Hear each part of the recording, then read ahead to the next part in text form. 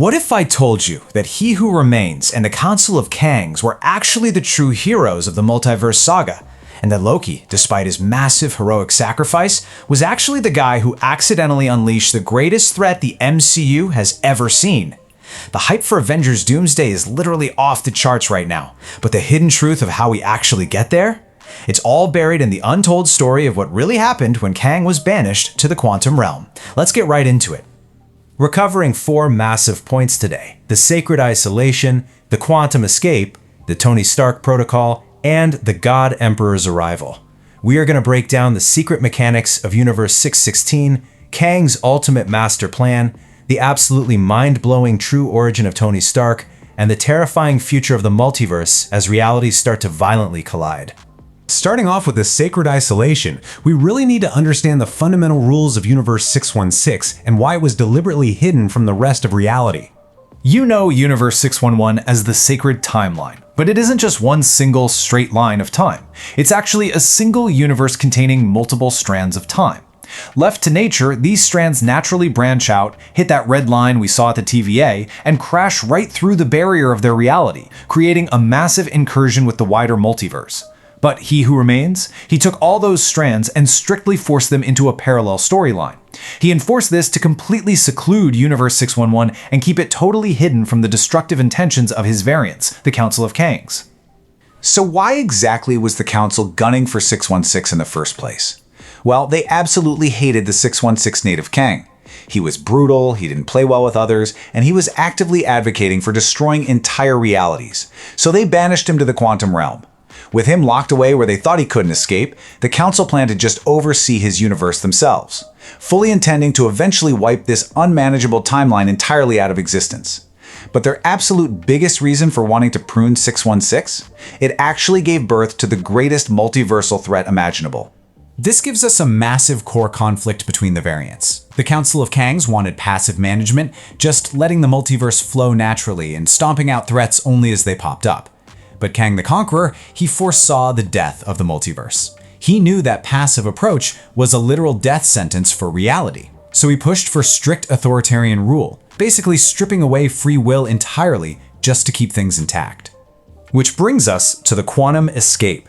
The Council was fully prepped to wipe 616 off the map, but then, in the blink of an eye, the entire universe just vanished. Remember the end of Quantumania? When Kang gets sucked into his multiversal engine core? Everyone assumed he died, but it didn't kill him at all. It actually freed him. It allowed him to step completely outside of time, into a space where normal quantum mechanics just don't apply. And because he was outside of time, everything he did happened instantly to the rest of the multiverse. He tamed the time-feeding monster Alioth, snatched his universe right out of the Council's grasp, and built the TVA to keep it in check. By isolating his reality and stepping out of the multiversal war, he officially became He Who Remains. He saved his universe from the wrath of his brothers, but he still had a massive problem. He had to deal with the terrifying threat that made the Council want to destroy 616 to begin with, and fixing it required the ultimate timeline edit. That leads us to the Tony Stark protocol. Get ready because this revelation is absolutely wild. The most dangerous version of Doctor Doom actually originates right here in Universe 616.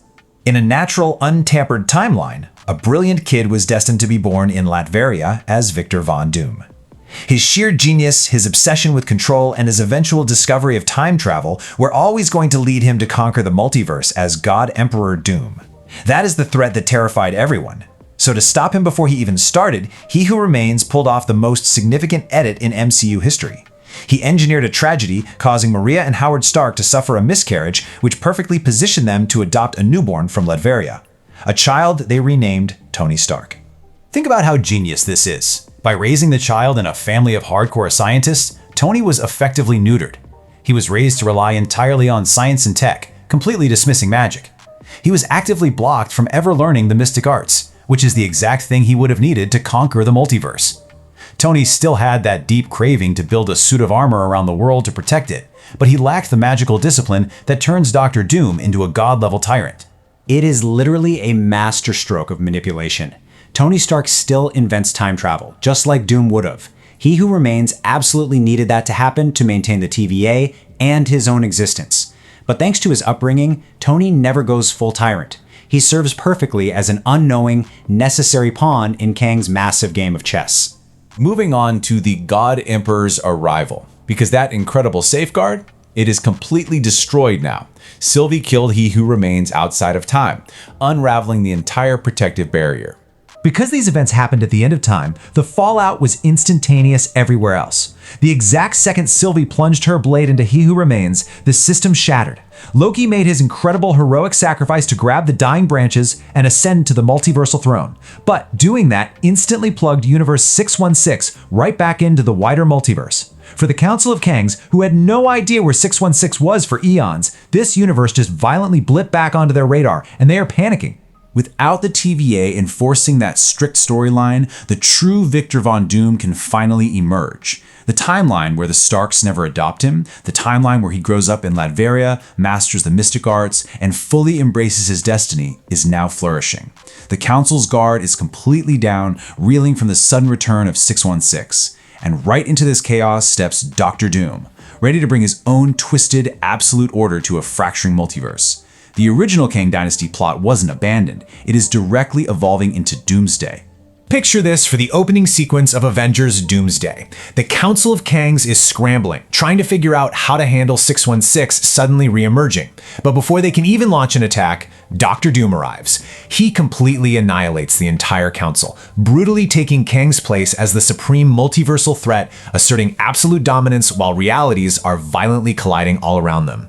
Which leaves us with a totally terrifying realization. This massive multiversal war is going to split the Avengers right down the middle. On one side, you've got Loki's vision of chaotic, terrifying freedom. On the other, Dr. Doom offering perfect, twisted order to save a dying multiverse. He Who Remains wasn't just the tyrant, he was the dam holding back a flood. Now that the Avengers unwittingly broke that dam, we have to wonder, is the multiverse already doomed?